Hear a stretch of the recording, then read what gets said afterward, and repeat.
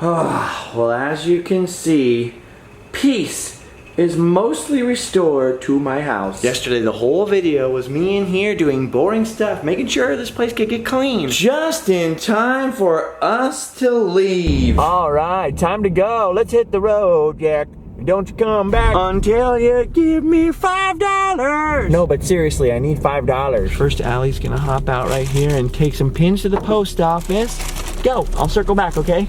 Our final errand before we leave. Tonight we're driving a good chunk up the coast of California, which, as some of you may know, is very long. We already got our house sitter, everything's taken care of at home, and now we go. See, the problem with going anywhere, if you live in Orange County or anywhere south of Orange County in Southern California, is that to go anywhere, you pretty much got to go up through LA. Which means even on the best of days, you've got at least a little LA traffic. I always try and go around, but it's definitely the unfortunate pinch point of Southern California. So I always want to go to Northern California more, and there's places that are like, oh, on the map it's 2 or 3 hours away, but you have to spend all day going through LA traffic, kills the whole day. But today we're gonna make an exception and brave the traffic because there's a certain sweet hotel we have got to visit. Hey look, there's Walt Disney Studios over there. That little space between the freeway and the studio was going to be Disneyland. Thank goodness it didn't work out that way, huh? Traffic, traffic, traffic.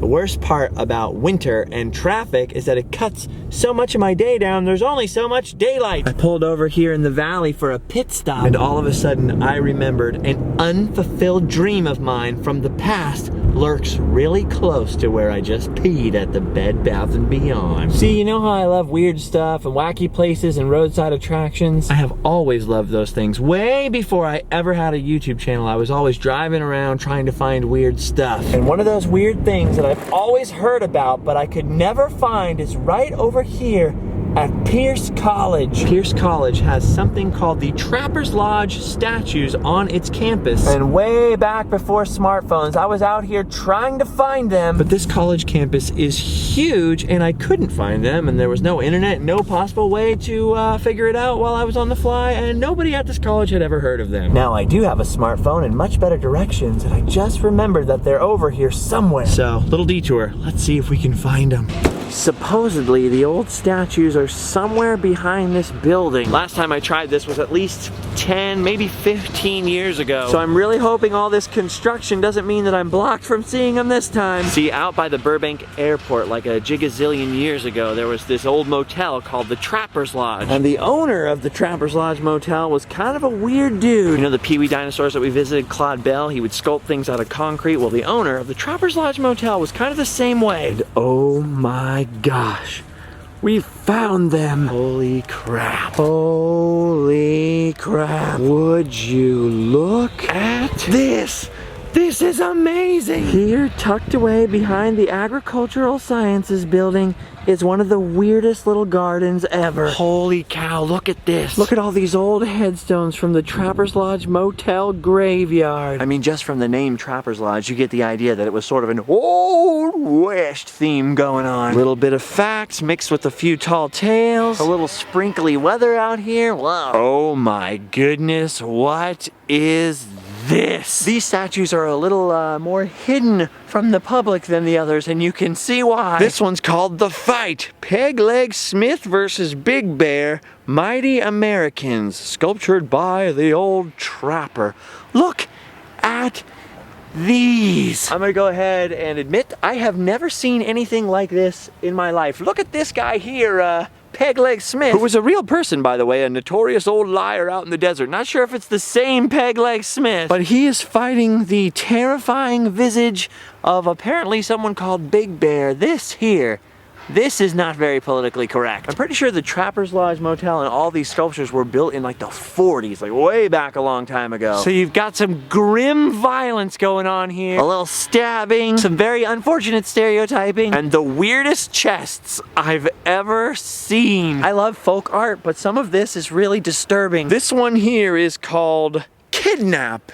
And, what do you think, Allie? It's a little... No words. No words. This might be one of the most offensive things I have ever seen. That right there, that is not something you could put on display now.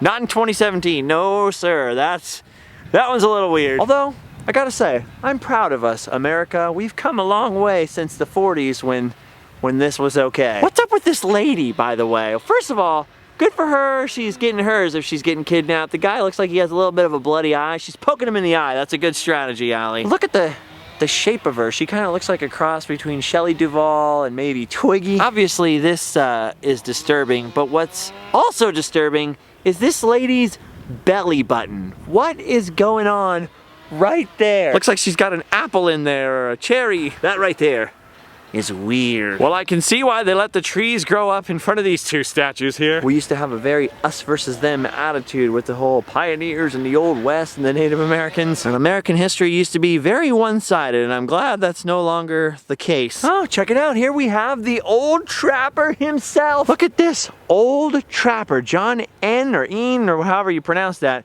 This is the guy who owned the motel or created these statues. He's worked himself into his art. I always had a fantasy that I was a Jedi Knight, but I've never built giant artwork that made me into a Jedi Knight. Perhaps it's time. It is really hard to get a good shot of this on camera because he is really backlit, but there he is, the old trapper. What's really weird though is this old map at the bottom of him here. He started at Caribou, Canada, and he went to there, and then he went to death. I don't understand this. Do you understand this? No. Weird. This stuff is so weird. Then we've got the old trapper's weird, freaky totem pole, which is, to say the least, very unusual. I'm not the most politically correct person in the world, but I gotta say, some of this makes me uncomfortable. The crazy thing about all this stuff is this was all at one guy's motel. You're gonna check in for the night and then you see all this stuff scattered around. That is weird. Ooh, we best stop and pay our respects to old Goon Galaney. Also, rest in peace, Rot Gut Riley. He chose to make his own drink of booze one last time. Kind of weird, because not that long ago, we were out in Tombstone looking at a real Boot Hill cemetery. And now this fake, weird folk art cemetery that I'd like to once again remind you was in a motel. Whoa, check this out. This is cool. Moonflower. This exotic Frisco beauty danced her way to Boot Hill. Oh, that means she's dead. Just a side note here, they have a harvest festival every year at Pierce College down there by their agricultural stuff, by the fields and all that. And that's where they filmed that harvest festival episode of Parks and Recreation, you know. Bye bye, little Sebastian. Oh my gosh. Oh my gosh, what is this? What is this? What is this? This appears to be a dead giant, but the tombstone is a little worn away. Dude, look at that face. Look at that face. A face only a mother could love. That right there. That's a little weird. Wish I could read that. Just a few more and we'll take off because it's starting to rain a little more. Look at this. The little Mother of the Trail pioneer style statue. What does it say? Oh, this is a memorial to his mom, I guess, because it says Mrs. John Ean Sr. and Mrs. John Ean Jr. Pioneer mothers sculpted by old trapper. What a surprise! This one was sculpted by the old trapper too! I don't know then if that's him and that's his mom and that's his mom's daughter with the same. I'm confused by the senior and junior. A couple more tombstones back here. Ooh, look at this. The tombstone of the old Gundy, what does it say? Gundy shoots gunsmith here. Bunch of gun barrels on that bad boy. Ooh, and here's a piece of art. Ironfoot Ava, 1800 to 1830. 800-pound giantess, poetess, singer, and blacksmith. Killed on her wedding day by unknown. Darn you, unknown. How could you? Don't worry, Ava. We'll get that no good unknown. So that's why you should fear the unknown. He's a murderer. Ooh, there's some more statues down yonder, but there's also a guy at the bench right there. It looks like he's trying to relax, so we'll just take a peek and move along. Wow, look at these beauties. See, this makes me think maybe the old trapper was inspired just a little bit by Knott's Berry Farm. Most of the bench is gone. It's too bad because I wanted to take a fun pic. I can always squat. I'm good at squatting. This must be the self-portrait of the old trapper himself. I'm pretty sure that's the way he imagined himself right there, with a couple of Frisco babes, a one-armed lady there. One of the weirdest looking hands I've ever seen. And by golly, not only has he got a Colt there, he's got one of the biggest buffalo rifles in town. That's why the ladies love him. Ladies love a big buffalo rifle, Allie. And that's that. More than 10 years of my life, I was frustrated whenever I would drive past this part of the valley thinking, Man, someday I'm gonna go back and find those statues. It was a lot harder when you couldn't just use MapQuest or Google Maps or Apple Maps. You didn't have a cell phone or anything. Whoa! Why, hello there, sir. Hey, my name is Lonesome George. Why don't you come and see the spell on my bench? Well, we're kind of in a hurry. It's sprinkling a little bit. Water's getting on the camera. I said, sit on my bench. Oh, okay. Come down and sit just for a minute. Oh, Lonesome George, you're large. That's on account of my mother always making sure I drink my milk. Oh, she made sure you drank your milk every day, huh? Yes, sir, but she never made me brush my teeth. Boy, have a whiff of my breath, you'll see. Oh, I don't think I want a whiff of your breath. Sorry, George. Whiff my goddamn breath. Okay, I could just take a little. Smells bad, don't it? That's why I'm Lonesome George. No one ever stays. Well, it was nice to meet you, Lonesome George. Hurry to the car before he moves. See you later, buddy. See ya. Oh, that was weird. Well, I'll come back some other time. Next time we come, we gotta bring Lonesome George some toothpaste. It was a little weird over there because there was a guy sitting on that bench the entire time.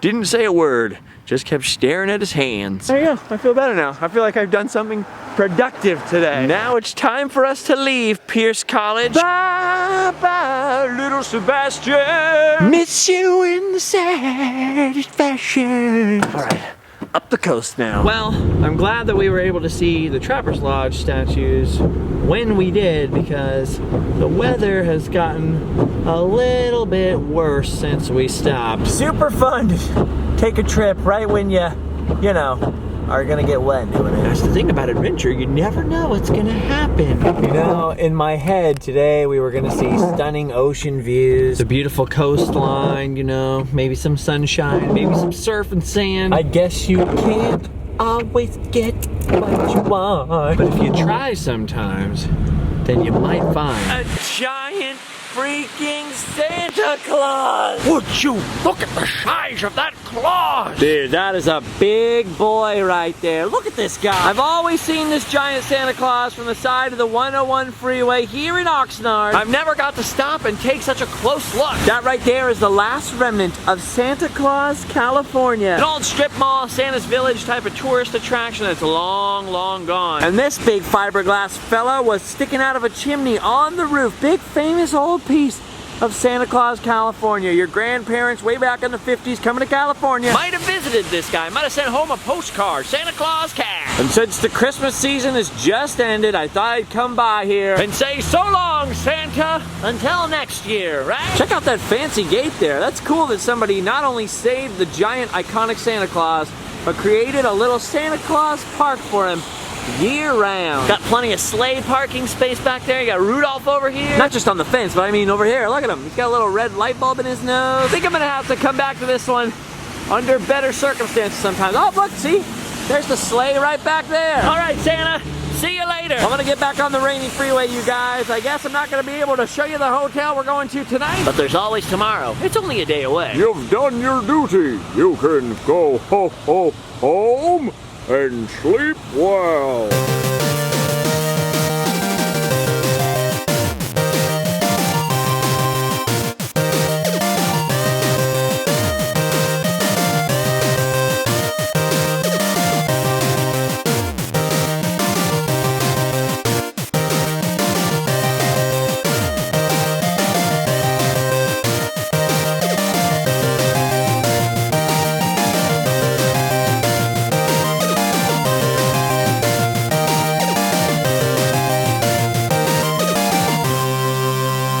Why are you guys always expecting something funny to happen at the end?